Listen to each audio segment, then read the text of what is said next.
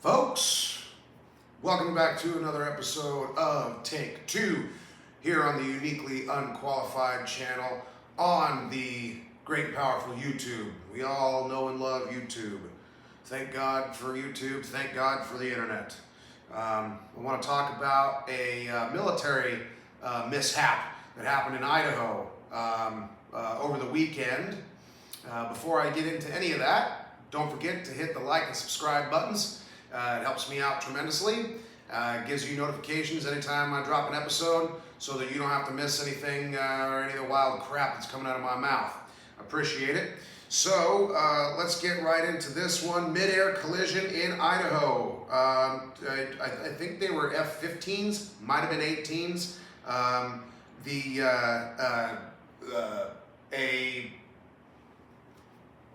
One of these, so they always fly in pairs. A little bit of setup about Idaho, military-wise. So you've got the Navy, which is fucking weird, right? Because they're in Idaho. But the Idaho National Laboratory is owned and guarded by the Navy. Big reason why, one, it's the world's highest concentration of nuclear reactors in any one place. Not Russia, not Moldova, not Ukraine, not China, not Iran, not nowhere. Idaho, USA has, I believe it's 50 reactors on site and one at Idaho State University, but because of the proximity, you can say that it's clustered together, or it's like 49 on site and then 50 at the Idaho State University. Either way, it's the world's top nuclear research center. And every single car battery, like your hybrid car batteries, goes through there for testing. Nissan Leaf, Toyota Prius, it goes through there for testing. If it's new nuclear tech or whatever that powers a submarine or an aircraft carrier, it's coming out of Idaho National Labs. So the Navy is in control of that.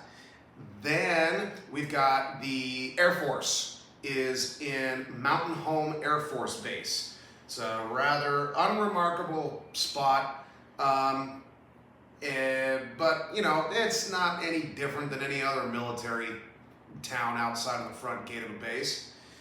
And the base isn't too freaking sweet either. It's small, and their PX is okay, but Anyway, so then outside of those active duty stations, then you have the National Guard and Reserve, and there is an active duty assignment inside the National Guard Reserve. It's called Active Guard or Reserve, and that's just basically if your MOS or your position and wherever your unit is needs a full-time person with your MOS or your designation to a position or rank or whatever, then you could then be put on Title 10 orders, but you're still a reserve. You're active duty. You're getting active pay. You're getting active benefits, but you're still a reservist, basically. So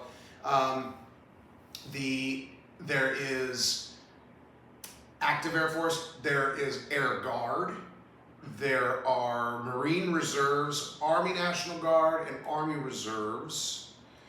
I'm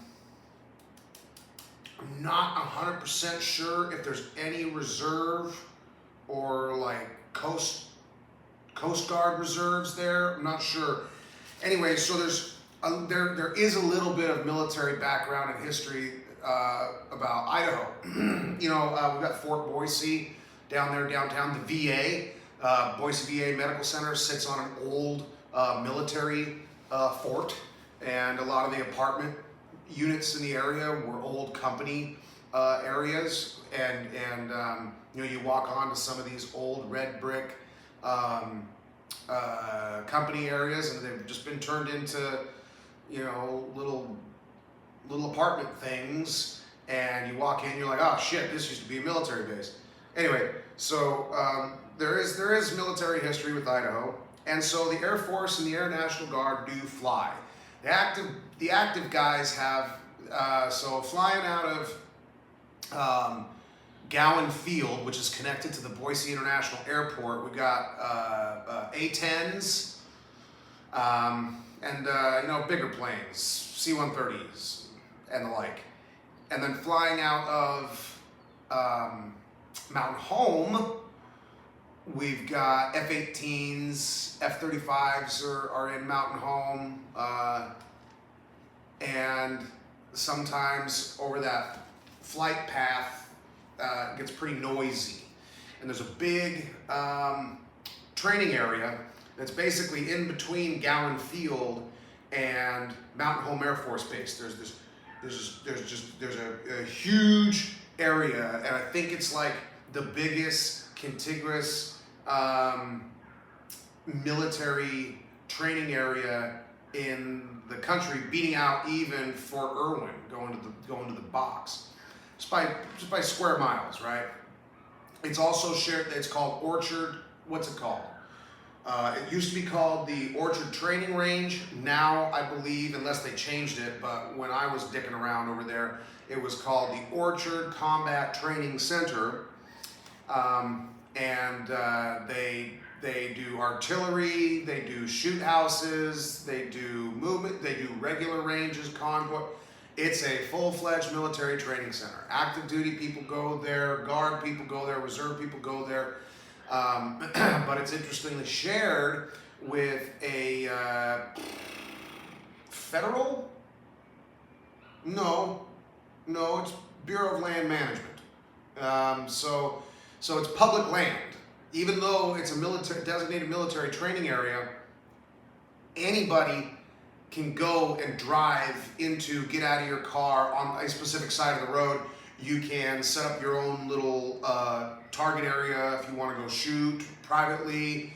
But anyway, they do aerial maneuvers and such over the area as well. So I'm watching this video, and it was pretty wild. I don't know where over Idaho, but that's just a little bit of a background. That's just a little bit of why are two military jets crashing into each other in Idaho.